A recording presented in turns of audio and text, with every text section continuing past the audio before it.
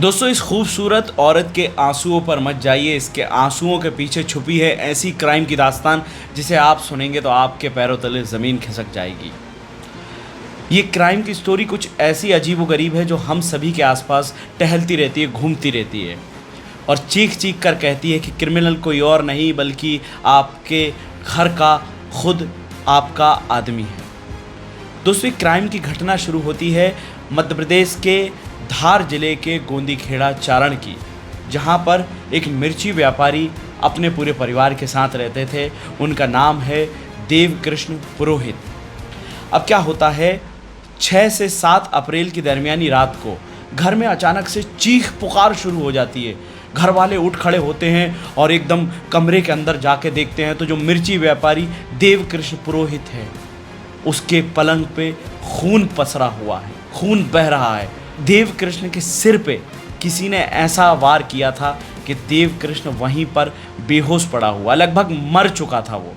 और उसकी अपनी पत्नी चीख रही थी, रो रही थी, बिलक बिलक कर। परिवार उसे संभाल रहा था कि कंट्रोल कर, क्या हुआ, हमें बता, हुआ क्या ऐसा कि अचानक रात में तू चिल्लाई और देवकृष्ण ऐसी हालत में मिला, हुआ क्या। तो इसी चिल्ला चोट के बीच सुबह हो जाती है और सुबह जब मोहल्ले में पता होता है, आसपास लोगों को मालूम चलता है तो लोगों की भीड़ इकट्ठा हो जाती है। और अचानक से, अरे देवकृष्ण को क्या हो गया, हमारा देवकृष्ण क्या हो गया। उसकी पत्नी रो रही है, बिलख रही है, परिवार रो रहा है, पत्नी ढेर सारे आंसुओं के साथ, मतलब आप पूछिए मत। और कोई उसकी रोती हुई पत्नी का वीडियो बना रहा है। जो वीडियो आप ये देख रहे हैं वो किसी ने चुपके से बना लिया। देखिए आप कितना शातिर है वो भी, जिसने वीडियो बनाई है, इसको भी धन्यवाद देना चाहिए। तो दोस्तों, उसकी पत्नी बहुत ज़्यादा रोती है और पता चलता है और लोग बाग आ जाते हैं, गांव वाले इकट्ठा हो जाते हैं, गाड़ियों की भीड़, और उसके घर के आसपास ऐसा माहौल बन जाता है कि गांव में सन्नाटा परस जाता है कि अचानक से क्या हो गया रात में। तो पुलिस आई, पुलिस ने छानबीन शुरू करी, पुलिस ने एक एक पहलुओं की जाँच करी और उसकी देवकृष्ण की जो पत्नी है प्रियंका पुरोहित, उसने फिर अपनी वारदात सुनाना शुरू किया कि रात में अचानक वो क्यों चिल्ला पड़ी, क्यों चीख पड़ी, आखिर ऐसा क्या हुआ था। तो दोस्तों, उसने धीरे धीरे कहानी के पहलू खोलना शुरू किए। उसने बताया कि देर रात घर में कुछ चोर घुसे थे, लूटपाट करने के इरादे से, लूट करने, घर में चोरी करने के इरादे से घुसे घर में।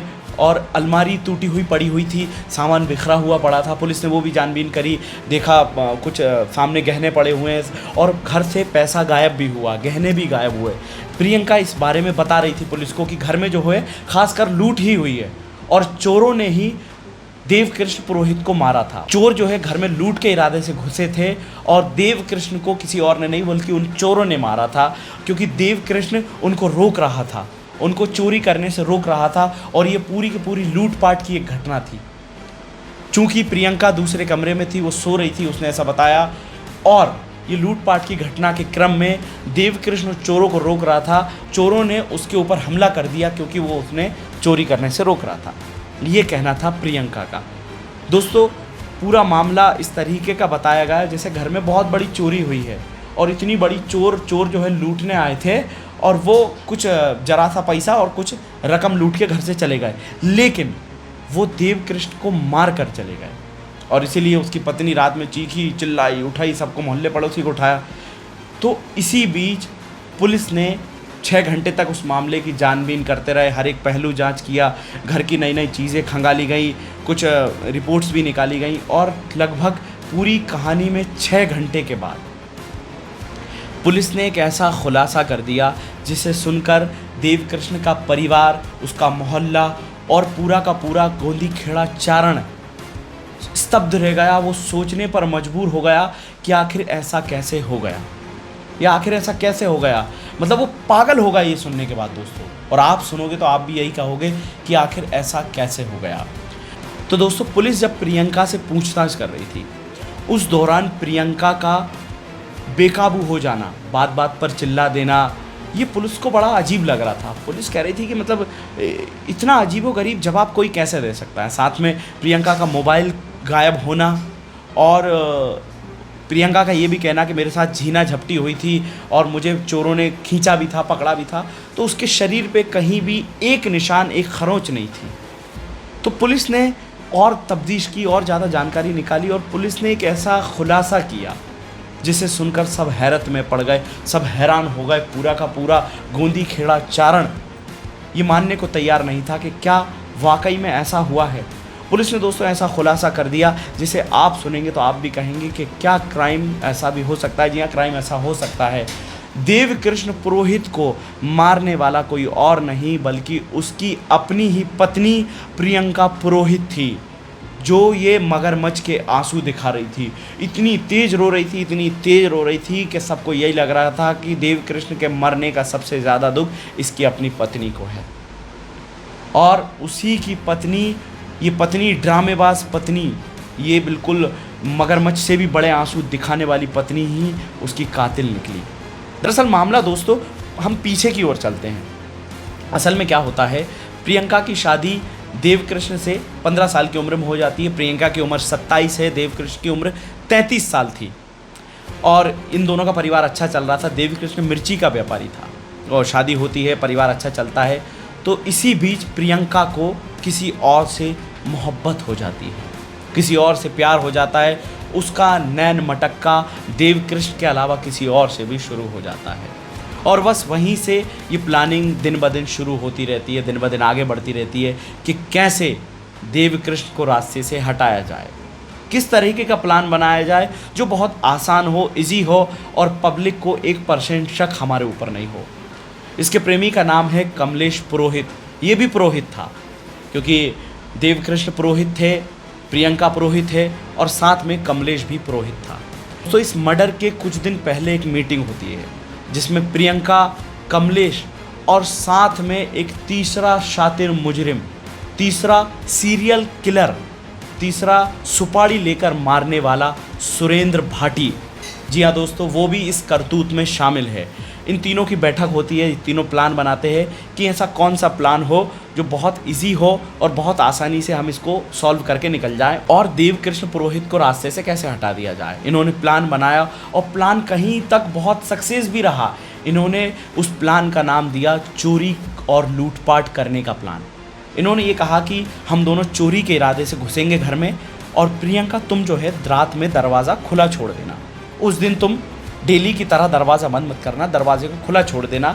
हम आएंगे, लूटपाट करेंगे, देवकृष्ण को मार देंगे, रास्ते से हटा देंगे और जैसे ही हम उसको मार के घर से बाहर चले जाएं तो उसके 15 मिनट बाद तुम चीखना चिल्लाना शुरू कर देना। और वैसा ही किया प्रियंका ने।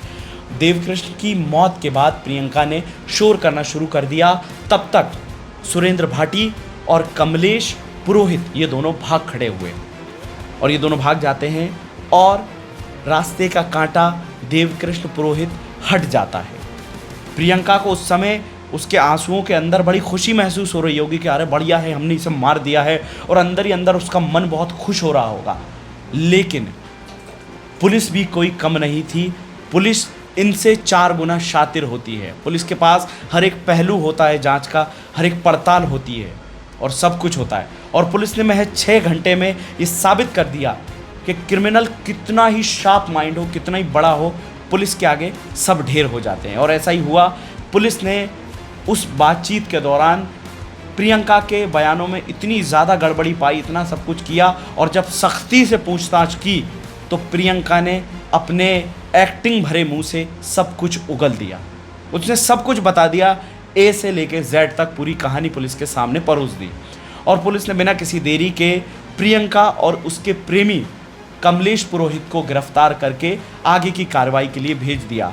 लेकिन अभी भी एक और क्रिमिनल, जिसने ऐसा कहा जा रहा है कि खास करके वार जो है उसी ने किया था, उसका नाम है सुरेंद्र भाटी, वो अभी भी फरार है। उसको 1 लाख रुपए प्रियंका और कमलेश ने इस काम को करने के दिए थे, यानी कि सुपारी दी गई थी, जिस सुपारी में ये दोनों भी शामिल थे। प्रियंका ने भी पान कत्था खा रखा था और कमलेश ने भी चूना लपेट रखा था और सुपारी दे दी थी सुरेंद्र भाटी को। दोस्तों क्राइम देखिए आप, कितना ख़तरनाक क्राइम है ये। आप सोचिए कि ये क्राइम हम सभी के आसपास घूमता है। प्यार मोहब्बत में अंधा बन जाता, प्यार मोहब्बत में अंधे हो जाना, इस कदर अपने प्रेमी के साथ खो जाना कि हमें रिश्ते नातों की परवाह नहीं रहती, हमें अपने पराई की परवाह नहीं रहती और हम कुछ भी करने के लिए आतुर हो जाते हैं।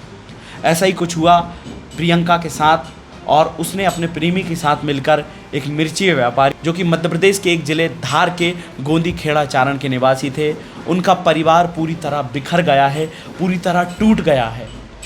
देखिए दोस्तों, अगर किसी इंसान की मरने की खबर आती है तो हम बहुत दुख होता है, हम टूट जाते हैं अंदर से, लेकिन हम और 4 गुना जब टूट जाते हैं जब हमें ये पता लगता है कि उसे मारने वाला कोई दूसरा नहीं बल्कि उसका अपना है, उसका ख़ास है, उसके साथ रहने वाला उसका अपना है। तब और भी ज़्यादा हम बिलख जाते हैं, टूट जाते हैं। और ऐसा ही कुछ देवकृष्ण के परिवार के साथ हो रहा है। उनकी आप बीती मैं आपको नहीं बता सकता कि उनके परिवार पे क्या कुछ गुजर रही है। ये किस वैसा ही है जैसे इंदौर के राजा के साथ उसकी पत्नी सोनम ने किया था। कई लोगों का नज़रिया उसी तरफ जा रहा है दोस्तों। तो ये क्राइम करने का कोई एक तरीका नहीं है, क्राइम की कोई एक कहानी नहीं होती है। हर कदम कदम पर क्राइम करने का तरीका, क्राइम का बदलाव हो जाता है दोस्तों। लेकिन उस क्राइम के दरमियान एक इंसान इस दुनिया को छोड़कर चला जाता है, एक इंसान मर जाता है दोस्तों। तो आप बताइए आपकी पूरी राय इस पूरी क्राइम स्टोरी पे, कौन कौन से पहलू आपकी नज़र में अच्छे थे, कौन कौन से पहलू आपकी नज़र में ख़राब थे, और आपके मन में चल रही संकोच भरे सवालों के जवाब मैं देने को तैयार हूँ। बाकी आप सब्सक्राइब कीजिए मेरे YouTube चैनल सुनो क्राइम को।